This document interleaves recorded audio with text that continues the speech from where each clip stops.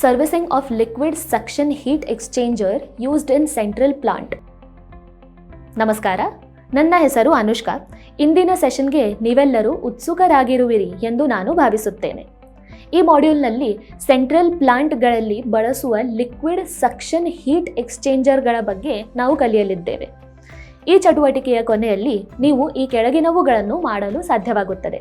Heat ಎಕ್ಸ್ಚೇಂಜರ್ಗಳ ಸ್ಥಿತಿಯನ್ನು ಪರಿಶೀಲಿಸಲು, heat exchanger ಮೂಲಕ ಸಾರಜನಕವನ್ನು ಹೊರಹಾಕಲು, ಹೀಟ್ ಎಕ್ಸ್ಚೇಂಜರ್ ಅನ್ನು ಸಂಪರ್ಕಿಸಲು ಮತ್ತು ಕಾರ್ಯಕ್ಷಮತೆಯನ್ನು ಪರಿಶೀಲಿಸಲು. ಈಗ ಈ ಚಟುವಟಿಕೆಯನ್ನು ಮಾಡಲು ಅಗತ್ಯವಿರುವ ಉಪಕರಣಗಳು, ವಸ್ತುಗಳು ಮತ್ತು ಸಾಧನಗಳನ್ನು ನೋಡೋಣ.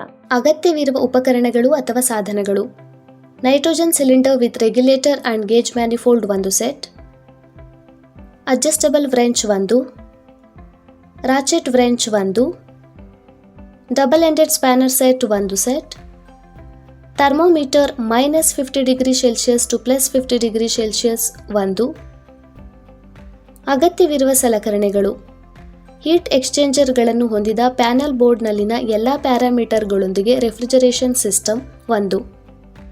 ಅಗತ್ಯವಿರುವ ಸಾಮಗ್ರಿಗಳು: ಚಾರ್ಜಿಂಗ್ ಕಾಪರ್ ಲೈನ್ 1, ಸ್ವಚ್ಛವಾದ ಬಟ್ಟೆ, ಕನ್ನಡಕಗಳು 1 ಜೊತೆ.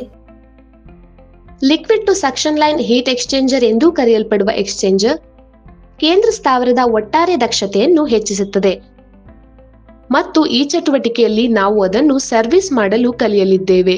ಕೇಂದ್ರ ಸ್ಥಾವರದಲ್ಲಿ ಬಳಸುವ ಹೀಟ್ ಎಕ್ಸ್ಚೇಂಜರ್ಗೆ ಮಿನಿಮಾದರಿಯಾಗಿ ಕಾರ್ಯನಿರ್ವಹಿಸುವ ಶೈತ್ಯೀಕರಣ ವ್ಯವಸ್ಥೆಯನ್ನು ಬಳಸಿಕೊಂಡು ಅದನ್ನು ಮಾಡಲು ಕಲಿಯೋಣ. ಕಾರ್ಯ 1. ಹೀಟ್ ಎಕ್ಸ್ಚೇಂಜರ್ಗಳ ಸ್ಥಿತಿಯನ್ನು ಪರಿಶೀಲಿಸಿ. ಪ್ಲಾಂಟ್ ಚಾಲನೆಯಲ್ಲಿರುವಾಗ ಎವಾಪರೇಟರ್ ತಾಪಮಾನವನ್ನು ಪರಿಶೀಲಿಸಿ ಮತ್ತು ರೆಕಾರ್ಡ್ ಮಾಡಿ. ಹೀಟ್ ಎಕ್ಸ್ಚೇಂಜರ್ನ ಮೊದಲ ಮತ್ತು ನಂತರದ ಲಿಕ್ವಿಡ್ ಲೈನ್ಗಳ ತಾಪಮಾನವನ್ನು ಪರಿಶೀಲಿಸಿ ಮತ್ತು ರೆಕಾರ್ಡ್ ಮಾಡಿ. ತಾಪಮಾನದಲ್ಲಿನ ವ್ಯತ್ಯಾಸವನ್ನು ಕಂಡುಹಿಡಿಯಿರಿ. ಅದು ಕಡಿಮೆ ಇದ್ದರೆ ಹೀಟ್ ಎಕ್ಸ್ಚೇಂಜರ್ಗೆ ಸರ್ವಿಸ್ ಮಾಡುವ ಅಗತ್ಯವಿದೆ ಎಂದು ಖಚಿತಪಡಿಸಿ.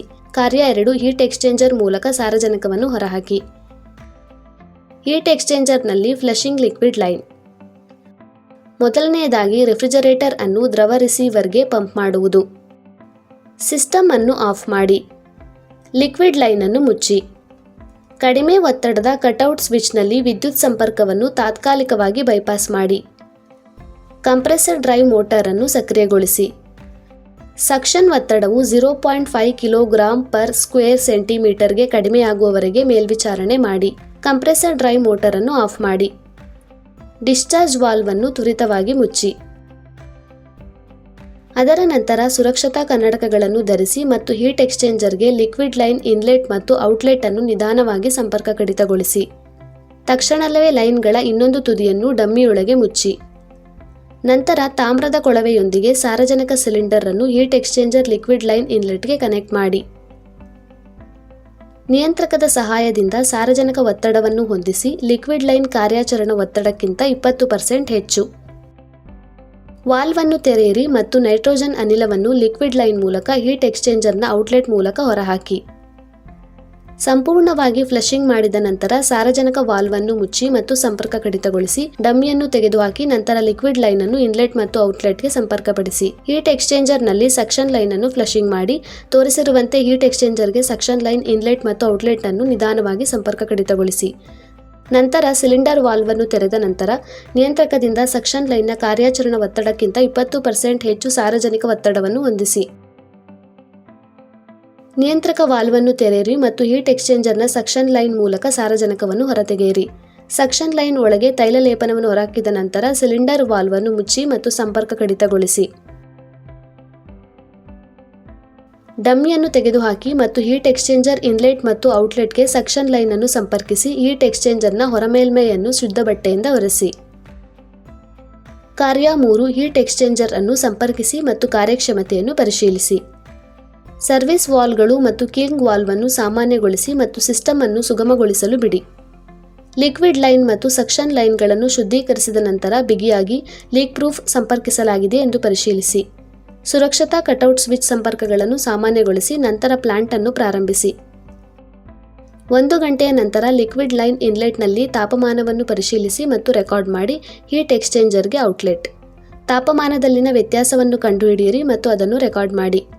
ಎವಾಪರೇಟರ್ ತಾಪಮಾನವನ್ನು ಪರಿಶೀಲಿಸಿ ಹಿಂದಿನ ಸರ್ವಿಸಿಂಗ್ಗೆ ಮೊದಲು ರೀಡಿಂಗ್ನೊಂದಿಗೆ ಹೋಲಿಸಿ. ಹೀಟ್ ಎಕ್ಸ್ಚೇಂಜರ್ ಅನ್ನು ಸರ್ವಿಸ್ ಮಾಡುವ ಮೂಲಕ ರೆಫ್ರಿಜರೇಷನ್ ಎಫೆಕ್ಟ್ನ ಸುಧಾರಣೆಯನ್ನು ಕಂಡುಕೊಳ್ಳಿ.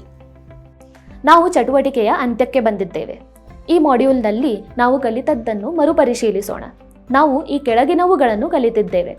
ಹೀಟ್ ಎಕ್ಸ್ಚೇಂಜರ್ಗಳ ಸ್ಥಿತಿಯನ್ನು ಪರಿಶೀಲಿಸಲು, ಹೀಟ್ ಎಕ್ಸ್ಚೇಂಜರ್ ಮೂಲಕ ಸಾರಜನಕವನ್ನು ಹೊರಹಾಕಲು, ಹೀಟ್ ಎಕ್ಸ್ಚೇಂಜರ್ ಅನ್ನು ಸಂಪರ್ಕಿಸಲು ಮತ್ತು ಕಾರ್ಯಕ್ಷಮತೆಯನ್ನು ಪರಿಶೀಲಿಸಲು. ಇಲ್ಲಿಯವರೆಗೆ ಸೆಂಟ್ರಲ್ ಪ್ಲಾಂಟ್ಗಳಲ್ಲಿ ಬಳಸುವ ಲಿಕ್ವಿಡ್ ಸಕ್ಷನ್ ಹೀಟ್ ಎಕ್ಸ್ಚೇಂಜರ್ಗಳ ಸರ್ವಿಸ್ ಮಾಡುವುದನ್ನು ನಾವು ಕಲಿತಿದ್ದೇವೆ. ಇದರ ಬಗ್ಗೆ ನಿಮಗೆ ಸ್ಪಷ್ಟ ತಿಳುವಳಿಕೆ ಸಿಕ್ಕಿದೆ ಎಂದು ಭಾವಿಸುತ್ತೇವೆ. ನಿಮ್ಮ ಬೋಧಕರ ಸಹಾಯದಿಂದ ಈ ಚಟುವಟಿಕೆಯನ್ನು ಮಾಡಿ. ಎಲ್ಲರಿಗೂ ಧನ್ಯವಾದಗಳು. ಮುಂದಿನ ವಿಡಿಯೋದಲ್ಲಿ ನಿಮ್ಮನ್ನು ಭೇಟಿ ಮಾಡುತ್ತೇವೆ.